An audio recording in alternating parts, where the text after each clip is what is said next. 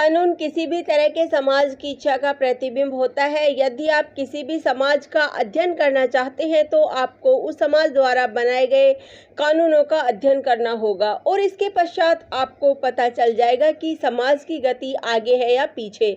दरअसल इस पहलू के दो तरीके हैं, अपनी आवश्यकताओं के अनुसार कानून द्वारा समाज को बदलना और समाज द्वारा कानून को बदलना। धातव्य है कि जब कानून समाज को बदलता है तो यह किसी भी क्षेत्र में समाज के विकास की शुरुआत का संकेत है। जब समाज कानून बदलता है तो यह उस समाज की परिपक्वता का संकेत है। भारत के संदर्भ में बात करें तो हम अपने राष्ट्र के नागरिकों के प्रतिरोध को निर्भया के मामले में देख सकते हैं, जहां आम जनता इस बात पर चर्चा कर रही थी कि कानून कैसा होना चाहिए, सजा क्या होनी चाहिए आदि, और इसने सरकार को जन भावनाओं पर विचार करने के लिए मजबूर किया। विधिक सुझाव देने के लिए एक आयोग की स्थापना की गई और अंततः आपराधिक कानून संशोधन अधिनियम अस्तित्व में आया।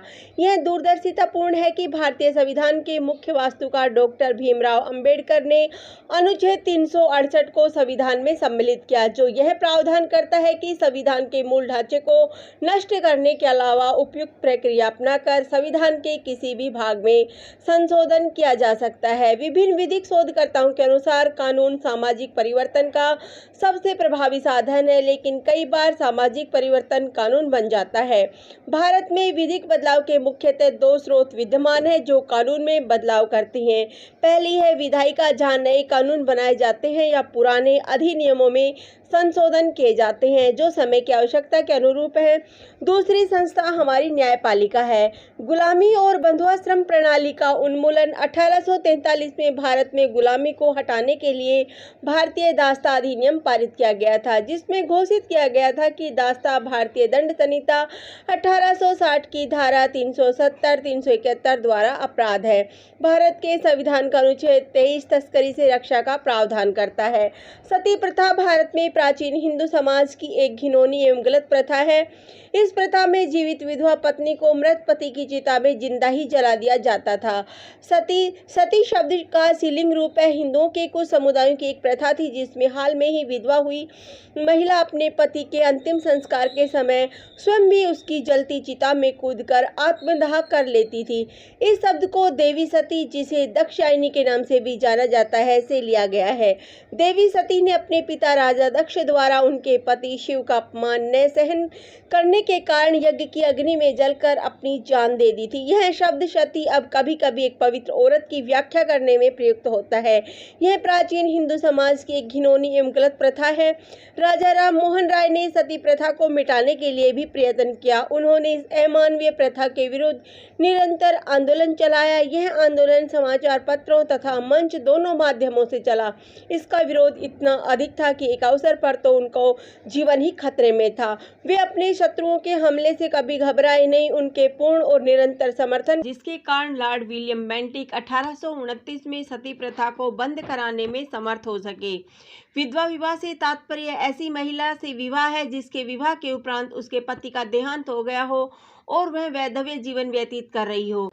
कुलीन वर्गीय ब्राह्मणों में यह व्यवस्था थी कि पत्नी के निधन हो जाने पर वह किसी भी आयु में दूसरा विवाह कर सकते हैं। यह आयु वृद्धावस्था भी हो सकती थी। पत्नी के रूप में वह किशोर व लड़की का चयन करते थे और जब उनकी मृत्यु हो जाती थी तो उस विधवा को समाज से अलग कर उसके साथ पाशविक व्यवहार किया जाता था। जो महिलाएं इस तरह के व्यवहार को सहन नहीं कर पाती थी वह खुद को समर्थन देने के लिए वेश्यावृत्ति की ओर कदम बढ़ा लेती थी। विधवा विवाह को बेहद घृणित दृष्टि से देखा जाता था। इसी कारण बंगाल में महिलाओं को, विशेषकर बाल विधवाओं की स्थिति बेहद दयनीय थी। ईश्वरचंद्र विद्यासागर महिलाओं की हालत को परिमार्जित करने के लिए हमेशा प्रयासरत रहते थे।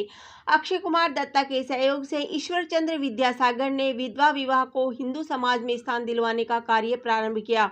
उनके प्रयासों द्वारा 1856 में अंग्रेजी सरकार ने विधवा पुनर्विवाह अधिनियम पारित कर इस अमानवीय मनुष्य प्रवृत्ति पर लगाम लगाने की कोशिश की। ईश्वरचंद्र विद्यासागर ने अपने पुत्र का विवाह भी एक विधवा से ही किया था। भारतीय कारखानों में अधिनियम 1881 ने बाल श्रम के लिए न्यूनतम आयु के रूप में 7 वर्ष निर्धारित किए गए, जिससे उन्हें प्रतिदिन अधिकतम 9 घंटे काम करने की अनुमति मिली। फैक्ट्रीज एक्ट 1948 अब भी लागू है। इस अधिनियम की धारा 67 में 14 साल से कम उम्र के बच्चों के कारखानों में रोजगार पर प्रतिबंध शिक्षा का अधिकार आरटीई अधिनियम 2009 86वें संविधान संशोधन के तहत मुफ्त और अनिवार्य शिक्षा के सार्वभौमिक अधिकार को सुनिश्चित करने की एक वैधानिक कोशिश है। इसके मुख्य बिंदु है 6 से 14 वर्ष तक की आयु के हर बच्चे को प्राथमिक शिक्षा पूरी होने तक अपने घर के पास स्थित स्कूल में मुफ्त और अनिवार्य शिक्षा का अधिकार है। सरकारी मदद पाने वाले निजी स्कूलों को कमजोर वर्गों और पिछड़े तबके के 25% बच्चों को प्रवेश देना होगा। निजी गैर अनुदानित स्कूलों को छोड़कर सभी स्कूलों का प्रबंधन स्कूल प्रबंधन कमेटियों द्वारा किया जाएगा, जिसके 75% सदस्य छात्रों के माता पिता और पालक होंगे। उपयुक्त कानूनों से निश्चित रूप से सामाजिक बदलाव आए। इसके अतिरिक्त जनहित याचिकाओं के माध्यम से राष्ट्रीय महत्व के विषयों को प्रकाश में लाया जा सकता है। इसी क्रम में समलैंगिकता को अपराध से बाहर करना, 3 तलाक को खत्म करना, इच्छा मृत्यु की अनुमति आदि ऐसे विधिक प्रावधान है जिनसे निश्चित रूप से सामाजिक परिवर्तन होगा। हालांकि इन कानूनों के बावजूद आज भी हिंदुस्तान में विधवाओं के साथ अन्यायपूर्ण व्यवहार, दलितों के साथ भेदभाव, महिलाओं के साथ पक्षपातपूर्ण रवैया अपनाया जाता रहा है। हालांकि इसमें कोई शक नहीं है कि कानूनी सुधारों के माध्यम से हमारे समाज को अधिक समतामूलक बनाने में मदद मिली है। उम्मीद की जानी चाहिए कि विधिक प्रावधान हमारे समाज के ज्ञान चक्षु को खोलेंगे एवं एक खूबसूरत समाज बनाने में मदद करेंगे।